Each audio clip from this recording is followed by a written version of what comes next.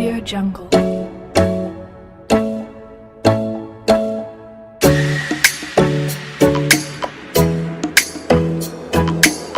Audio Jungle.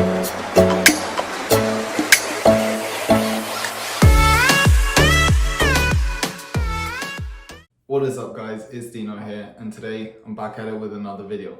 Today I'm going to be giving you a few keywords and terms that you might come across when you start to look into real estate and investing in real estate that you might not know but that you definitely should know. So let's get straight into it. First one is adjustable rate mortgages. Now an adjustable rate mortgage is basically what it says on the tin. It's a mortgage that the rate will adjust and fluctuate depending on the market, okay?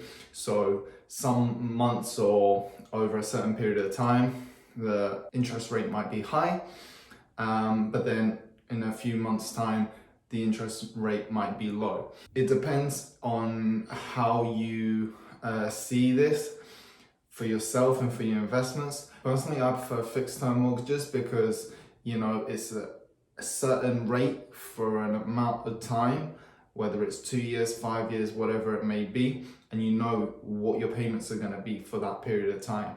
So adjustable rate mortgages can be good, especially if you're expecting the interest rates to go down, such as when the COVID pandemic happened, but otherwise try to stick to a fixed term mortgage. Second term is appraisal. So an appraisal is when you're either looking to remortgage or when you're looking to buy a house, anything like that, and someone comes out to give a valuation on the property, okay? So based on the location, the condition, any structural damages, any interior problems, anything like that, someone will come out and give an appraisal, meaning that they will give you a valuation on the property, how much they think it's worth, based on current market conditions and all that sort of stuff. So appraisal just means evaluation. Third keyword or term is contingencies, okay? So contingency is when you're making a list of expenses, for example, on a property, okay? You think that it's going to cost this much for fixing the bathroom, this much for retiling the kitchen, this much for recarpeting or reflooring the whole house, whatever it may be. You then want to give a contingency, okay? So in the process of repairing the bathroom or reflooring the house or retiling the kitchen wall or whatever it may be, something might happen or something might be discovered that needs fixing that might cost a little bit more.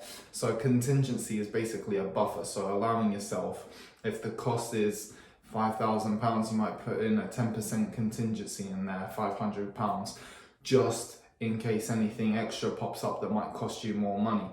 You then could increase the contingency depending on how risk adverse you are. So you can put in a higher contingency or a lower contingency if you're more pro risk and not too fussed about it, especially if you have quite a bit of backup money. But usually if you're investing in real estate and you're starting off and you're not with that much money, you might want to put a little bit of a contingency in there just in case things do pop up. So contingency is just a buffer.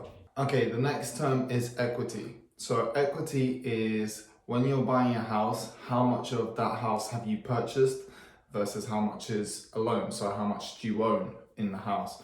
So let's say the house is £100,000 and you take out a loan for £75,000 and you've just put in 25,000 and it's right at the start of your loan.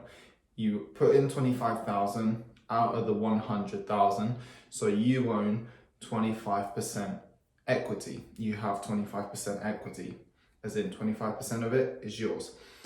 As you go along your payments month on month, year on year, your equity in the property grows. As long as your payments are paying back the initial capital that you borrowed and not just interest payments.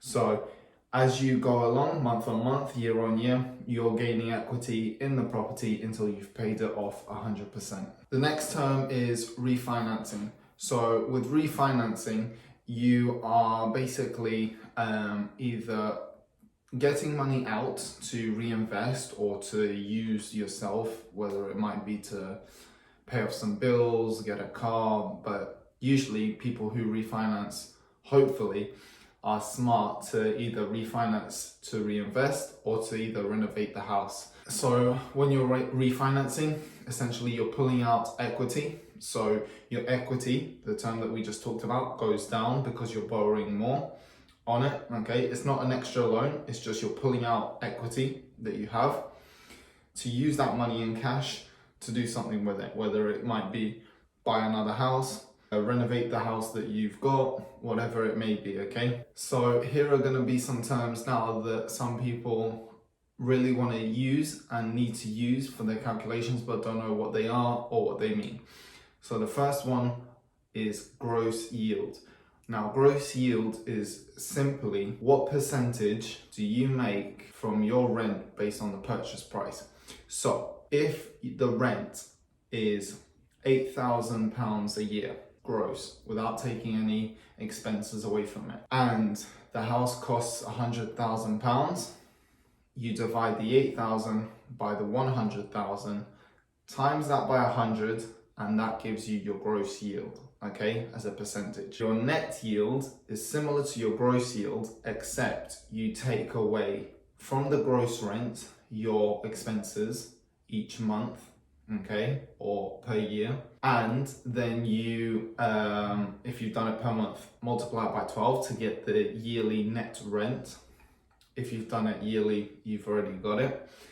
Divide that by the house purchase price and then times it by 100. So let's say your yearly rent is 8,000. Your net expenses per year is 6,000. So you're left with 2,000 in net rent, so that you have as profit. That 2,000 divided by 100,000 times by 100 gives you your net yield as a percentage. The last term is ROI, so return on investment. Now this one is similar calculation to the net yield, at least the first part of it is the same. The second part changes slightly. So what you do is you get the net rent for the year, like we done for the net yield, okay? So rent minus expenses times by 12 if you calculated it monthly, so you get the net rent for the year, and you divide that by how much money you put in initially into the property. So if the house is £100,000 and you put in £25,000 as a deposit, including any refurb costs, any solicitor costs, anything like that. So it could go up to £35,000, depends if you needed to put a bit of money to renovate it, plus your solicitor costs as well. So let's say it's £35,000 that you put in initially, okay? The house is £100,000, but you put in 35 right at the start to buy the property, pay your solicitors and fix it up. So what you do is you do your £2,000 at the end of the year, or net rent, divided by your £35,000 that you put in initially as your initial investment. That is your return on investment, because it is the return that you get as a percentage on what you put into the property. So again, £2,000 of your gross rent minus your expenses makes your net rent £2,000. Divide that by 35,000 that you put in initially, times that by 100 will give you your return on investment as a percentage. Hope you enjoyed that, guys. I hope it was insightful and that you can then go ahead and use these in the future if you need to. If you're looking to invest in property, most likely you'll need all of them, but definitely at least the last three. If you need to watch it again, save it below. Also, hit the like button and subscribe if you haven't already, and I'll catch you in the next video.